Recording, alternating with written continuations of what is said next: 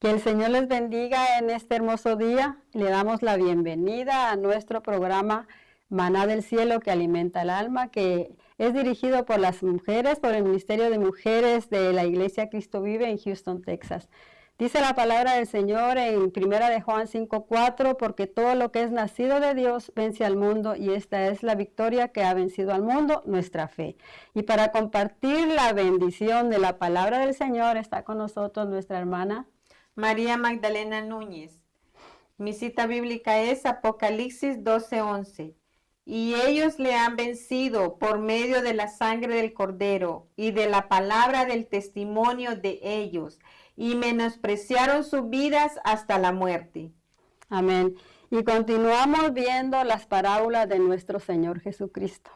Y en esta ocasión vamos a ver la parábola del hombre fuerte, que se encuentra en Mateo 2, en el capítulo 12. En esta parábola vamos a ver el poder y la autoridad de Dios que tiene sobre el mundo de las tinieblas.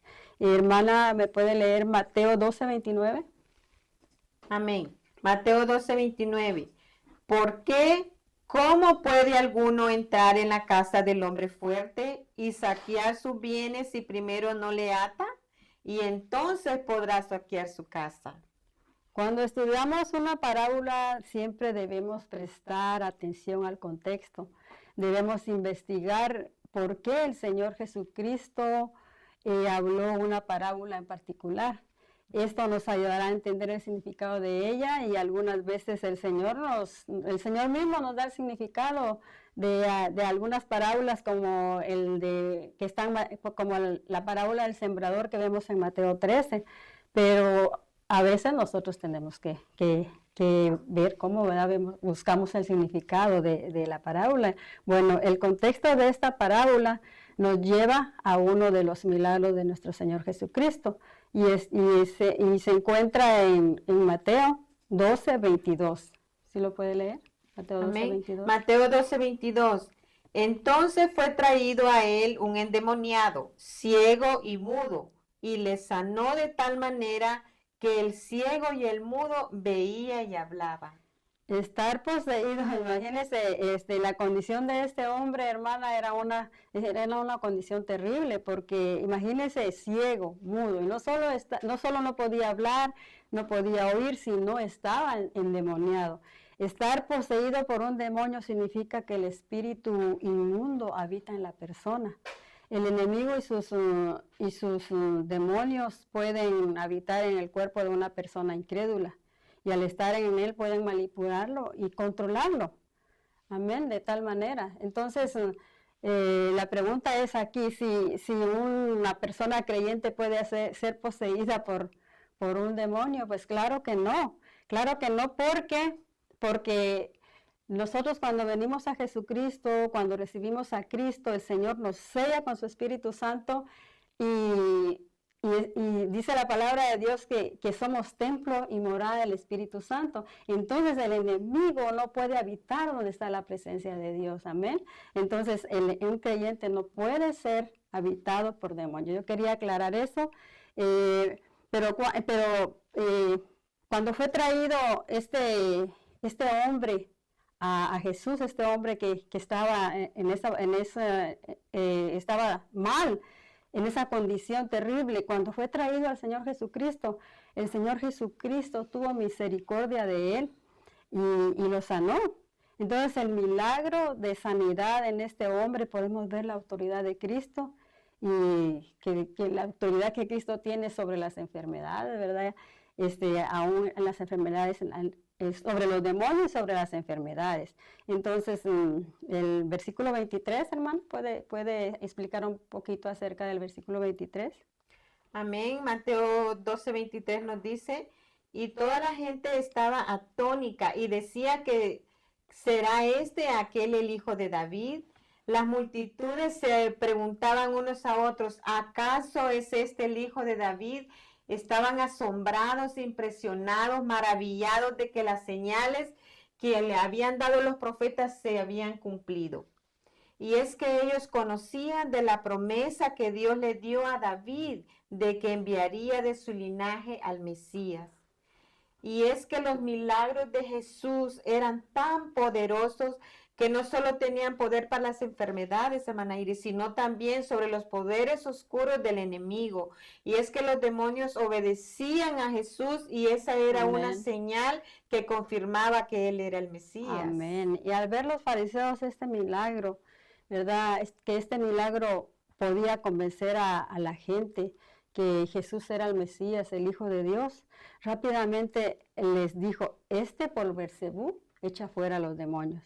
Y mire lo que dice el versículo 24, porque ahí lo vemos, dice, mas los fariseos al oírlo decían, no echa fuera a los demonios, sino por Beelzebú, príncipe de los demonios. Beelzebú es otro nombre que se le da al diablo, ¿verdad? Como jefe de los demonios y líder del mal. Beelzebú también significa el señor de las moscas, y esta era la forma en que los israelitas de la antigüedad lo conocían, ¿verdad? A Baal, que es el diablo. Los fariseos decían que Jesús estaba poseído por Satanás. Entonces, el hecho de que la multitud se empezara a preguntar que si él era el Mesías, eso causó en ellos temor, causó ira en estos líderes, y entonces su corazón se había endurecido tanto hacia Jesús, y es por eso que decían que Jesucristo echaba a los demonios por el poder de Beelzebú. Los fariseos, siempre que se les preguntaba su opinión sobre Jesús, lo describían que él estaba fuera de sí, que él estaba loco. Pues, ¿verdad? Lo mismo dicen de nosotros, ¿verdad? Que nosotros los creyentes estamos locos porque estamos creyendo en un Dios, ¿verdad? Que no vemos, en un Dios que nos ama con amor eterno, en un Dios invisible, pero el Señor es más real de lo que nosotros pensamos, porque dice la palabra de Dios que los cielos cuentan la gloria de Dios y el firmamento la obra de sus manos. Entonces los fariseos describían a Jesús como alguien que estaba fuera de sí, que él, ¿verdad? Lo que él hacía, que él obraba bajo la influencia de Satanás. Y esta era su respuesta a cualquiera que les preguntaba, ¿será él el Mesías? ¿Será él el que nos viene a rescatar? Decía, no lo es. La intención de estos hombres era alejar a la gente de Jesús, envenenar su mente y, ¿verdad? Para que no se acercaran a Jesús, para que estuvieran en contra de Jesús. Amén. Amén. Sí, hermana Iris, el Señor conoce todas las cosas, ¿verdad? Porque mire lo que dice en el siguiente versículo, en Mateo 12:25. Y sabiendo Jesús, dice, los pensamientos de ellos, les dijo, todo reino dividido contra sí mismo es asolado, y toda ciudad o casa dividida no prosperará. Lo que Jesús nos enseña es que las divisiones nunca prosperan, que la división destruye y desenfoca la misión. Cuando cada uno busca lo suyo, ve por sus propios intereses, entonces donde hay división, no hay estabilidad.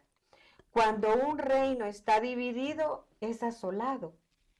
Asolado significa destruir, arrasar, devastar, y se refiere a una destrucción que trae pérdidas y sufrimiento humano, dejando en ruinas o en pedazos algo o muchas cosas que estaban en pie. Lo que vemos, hermana Iris, en este versículo es que Dios lo conoce todo. Él conocía los pensamientos de los fariseos.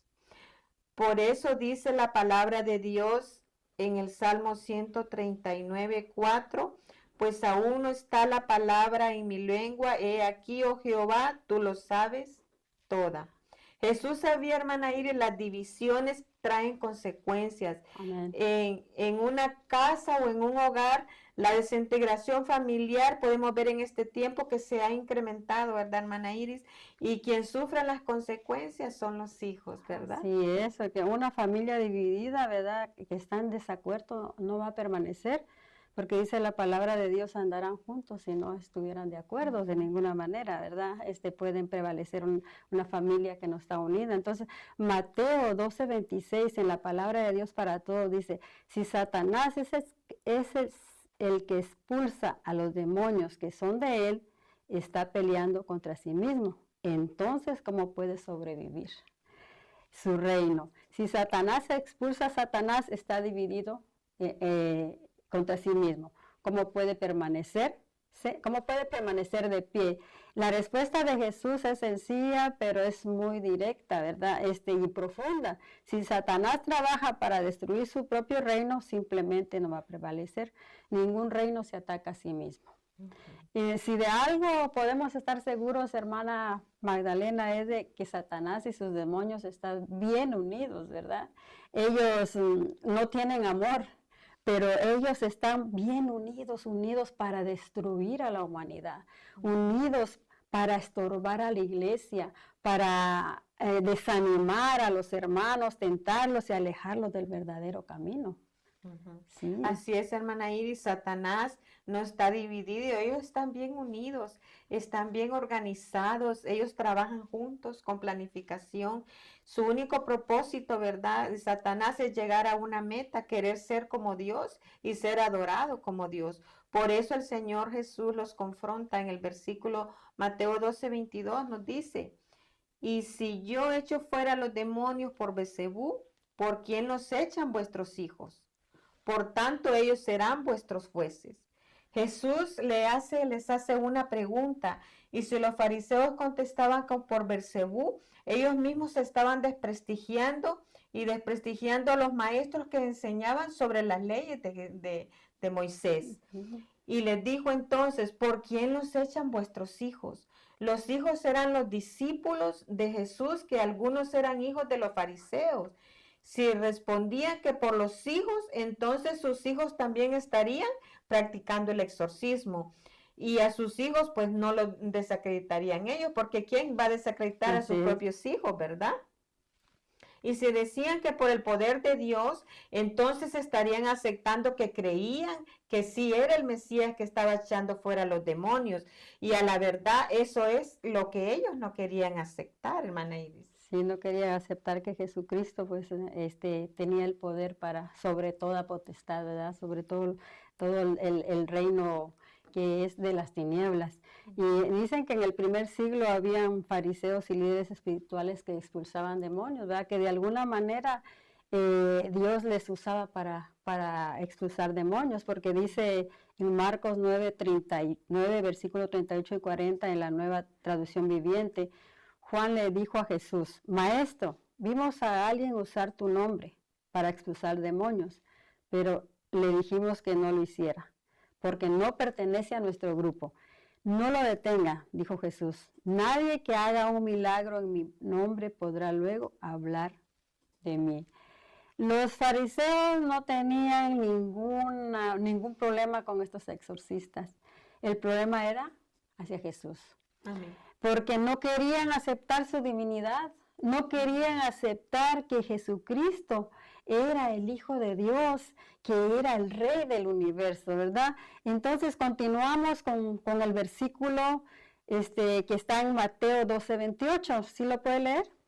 Amén. Mateo 12:28 dice, pero si yo por el Espíritu de Dios echo fuera los demonios, ciertamente a vosotros ha llegado el reino de Dios. Lo quiero leer en Lucas 11:20. Lucas 11:20 lo dice de esta manera. Mas si por el dedo de Dios echo fuera yo los demonios, ciertamente el reino de Dios ha llegado a vosotros. El dedo de Dios es un término poderoso. Amén. Porque el dedo de Dios es similar a la mano de Dios.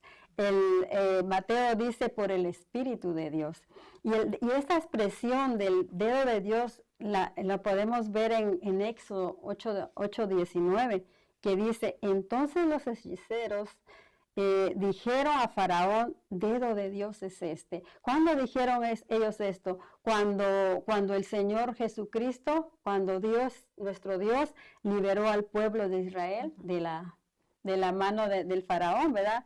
Entonces, los hechiceros reconocieron el poder de Dios, que era la mano de Dios que había liberado a este pueblo. Y los fariseos estaban tan ciegos que tenían al mismo Dios enfrente de ellos. Tenían enfrente al Rey del universo, al Todopoderoso, y ellos no quisieron verlo. Lo tenían ahí. No pudieron ver o no quisieron verlo. Ujú. Bueno, ahora vamos a nuestra parábola.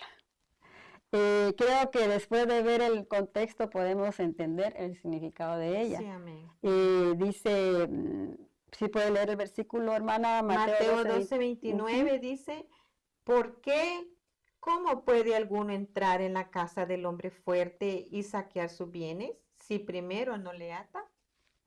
y lo quiero leer en Lucas 11:29 y versículo 22 porque nos da un poquito más de luz. Dice, cuando el hombre fuerte armado guarda su palacio, en paz está lo que posee.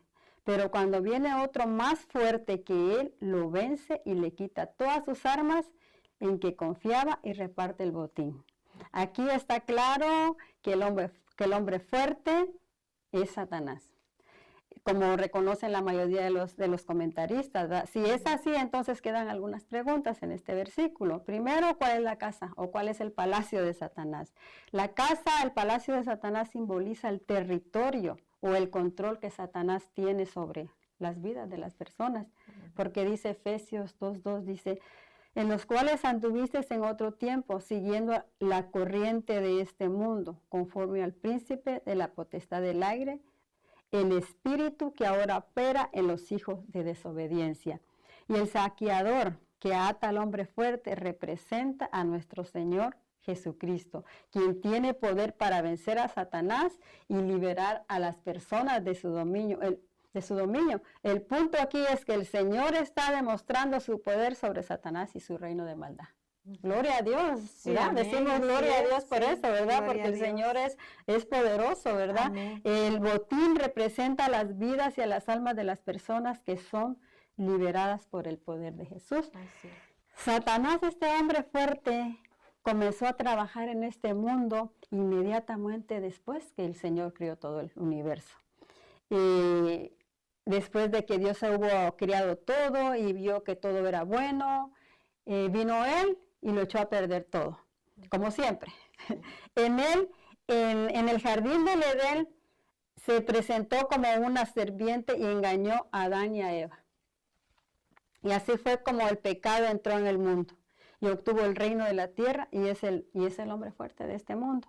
El príncipe de este mundo, como se le conoce, dice la palabra de Dios en Juan 14:30, no hablaré ya mucho con vosotros porque viene el príncipe de este mundo. El príncipe de este mundo, el hombre fuerte que leímos, está bien armado. Pero ¿cuáles son sus armas? ¿Usted me puede explicar un poquito de eso, hermana?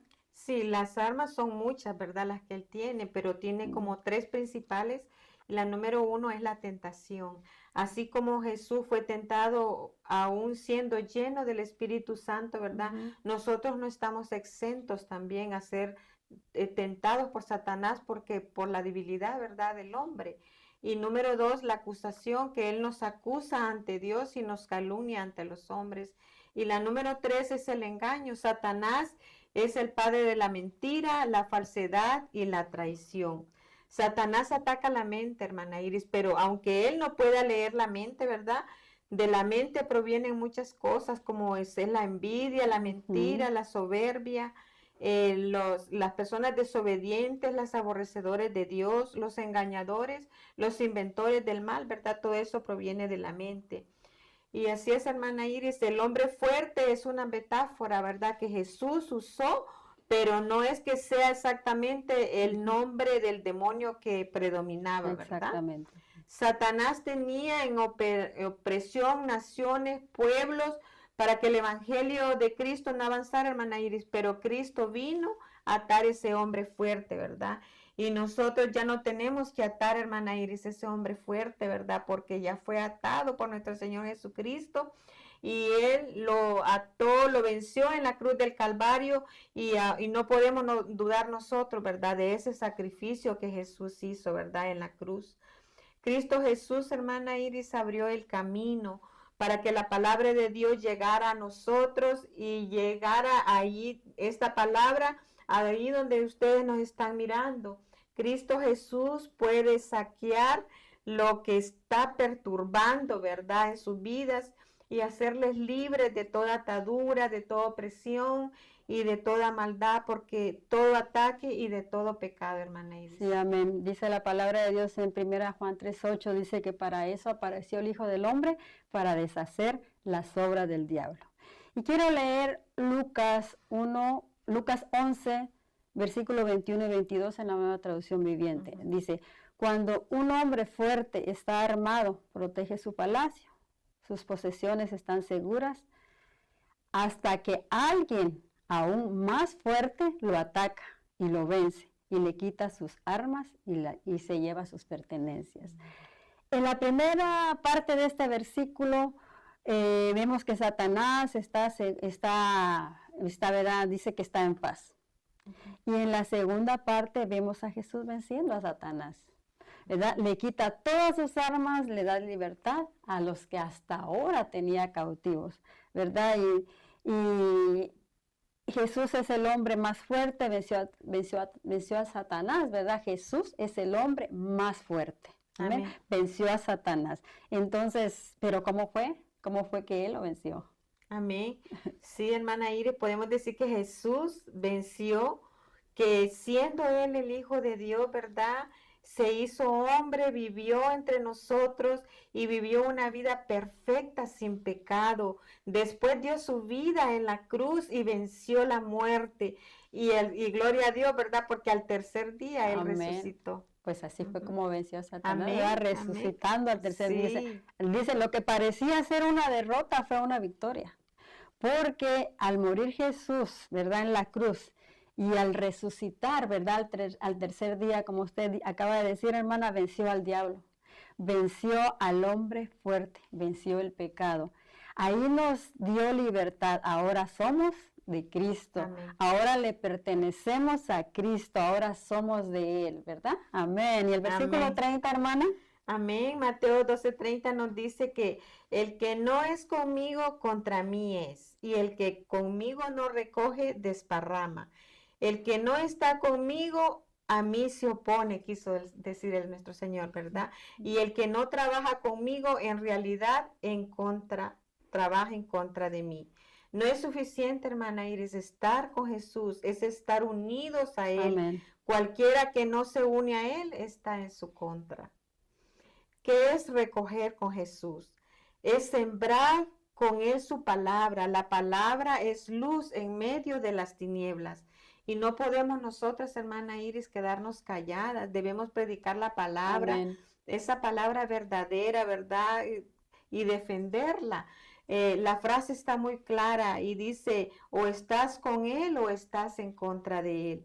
Desparramar significa esparcir, extender, dispersar por muchas partes lo que estaba junto. Jesús mostró el verdadero camino y quienes no obedecían eran enemigos de Él, que en lugar de reunir, dispersaban, ¿verdad? Es una persona de doble ánimo, que no toma en serio los caminos del Señor y se interesa más por la carne que por las cosas del Espíritu. Y es una persona conflictiva que esparce negatividad y dispersa a los demás siendo piedra de tropiezo. Y eso es desparramar, hermana Iris. Sí. El que no está conmigo está en mi contra. Y quien no se reúne conmigo se dispersa. Amén. Los fariseos reconocían que Jesús tenía un poder sobrenatural, pero estaban totalmente equivocados al atribuir ese poder al diablo. Sí. Si Jesús está trayendo el reino de Dios, entonces cualquiera que no esté con Él, ¿verdad?, se encuentra fuera del reino de Dios. Amén. El versículo 31, hermana. Dice, por tanto os digo, todo pecado y blasfemia será perdonada a los hombres, mas la blasfemia contra el Espíritu Santo no les será perdonada. Los fariseos estaban cerrados, hermana Iris, no quisieron ser convencidos por el Espíritu Santo, no aceptaron las palabras de Jesús cuando los confrontaba. Su blasfemia consistía en rechazar la convicción del Espíritu Santo. Jesús confrontó a los fariseos por el deliberado rechazo de que Él era el verdadero Hijo de Dios. Ellos vieron el poder del Espíritu Santo obrando en las vidas de las personas, pero ellos decidieron no creer sin importar las evidencias de que sí era el Mesías, hermana Iris. Sí, bueno, lo que hemos visto, lo que usted ha dicho, hermana, hasta aquí, podemos entender claramente cuál es la blasfemia del Espíritu, contra el Espíritu Santo, ¿verdad? Cuál es el pecado imperdonable. Dice Marcos 3, versículo 28 y 30 en la Biblia de Dios para Todos, dice, les digo la verdad, Dios le perdonará a la gente cualquier pecado, incluso quien reniegue de él, pero jamás perdonará a quien se atreva a renegar del Espíritu Santo. El que lo haga será culpable para siempre de ese pecado. Dijo esto porque los maestros de la ley lo acusaban de tener espíritu maligno. Jesús, hermana Magdalena, deja muy claro que todo pecado, incluyendo el que reniegue, ¿verdad?, de él, puede ser perdonado, pero la blasfemia en contra del Espíritu Santo no puede ser perdonado. Escuche lo que dijo Pablo de sí mismo.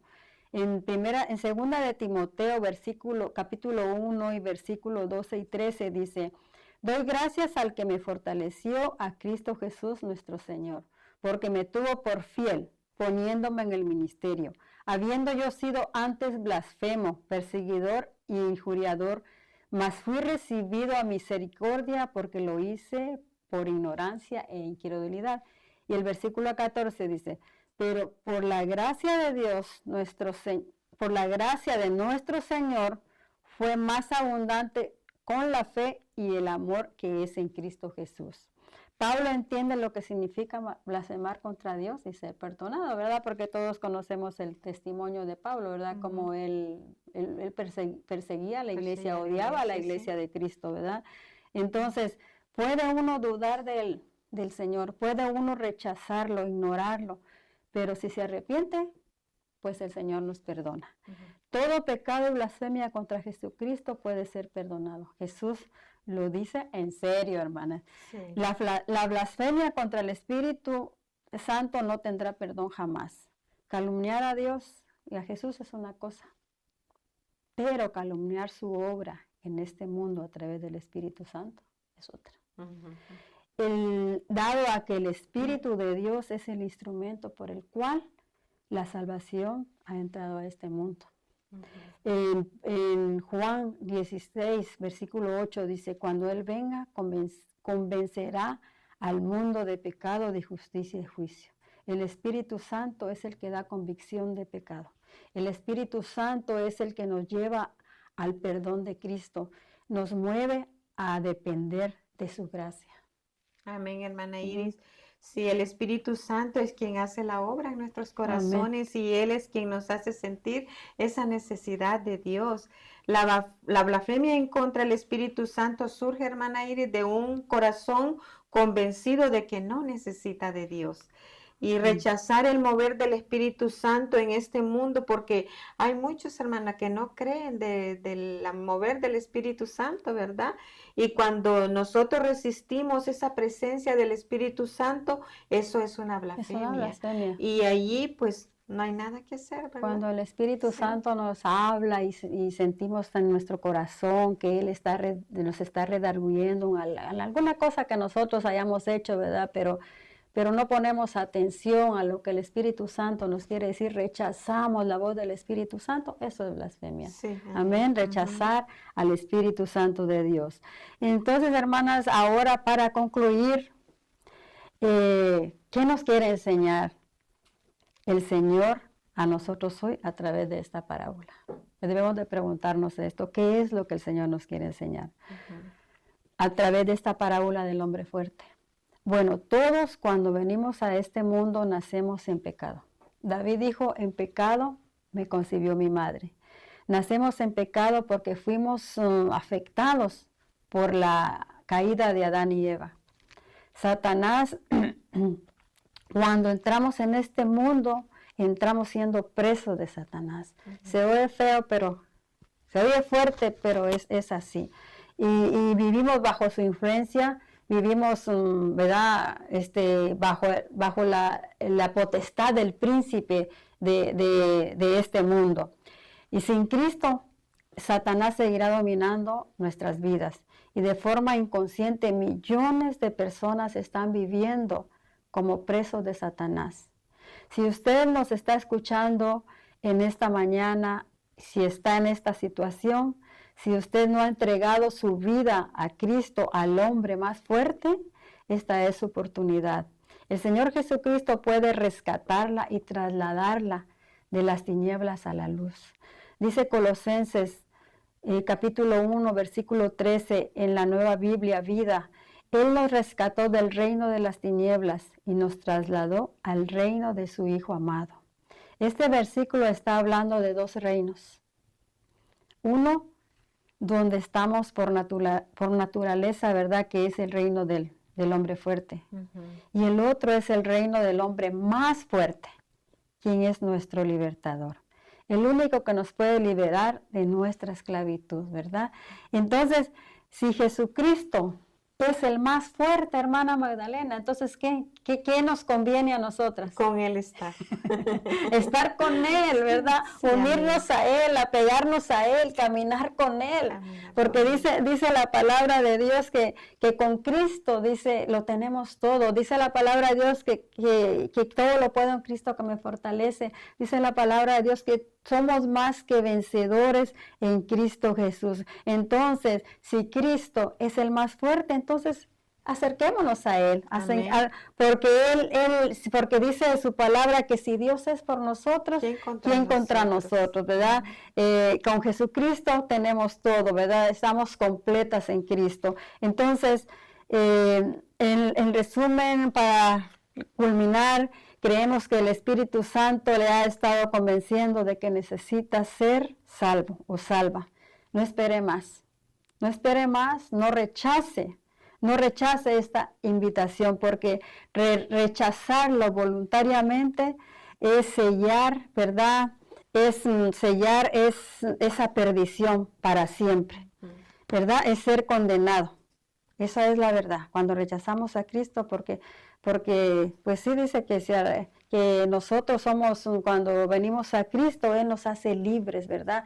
¿De qué? De la condenación eterna. Así que en esta mañana llegamos hasta aquí, y a todos los que nos están escuchando, muchas gracias por estar con nosotros, y los esperamos el próximo jueves, ¿verdad? Que vamos a seguir ministrando la vida de Jesús, porque Jesús es lo más hermoso que hemos conocido. En Él tenemos todo. Amén. Vamos a orar. Bendito Dios, gracias Padre, gracias Señor por darnos libertad, Señor, porque antes éramos esclavos, presos de Satanás, pero de ese hombre fuerte, pero como tú, como el más fuerte, como guerrero victorioso, veniste a nosotros y nos rescataste, Señor, por tu gran amor y misericordia. Gracias te damos en el nombre de Jesús. Amén. Bendiciones a todos. Dios les bendiga, mis hermanas. Les dejo con esta frase: el amor de Dios es más poderoso que cualquier arma del hombre fuerte. Amén. Dios les bendiga. Amén.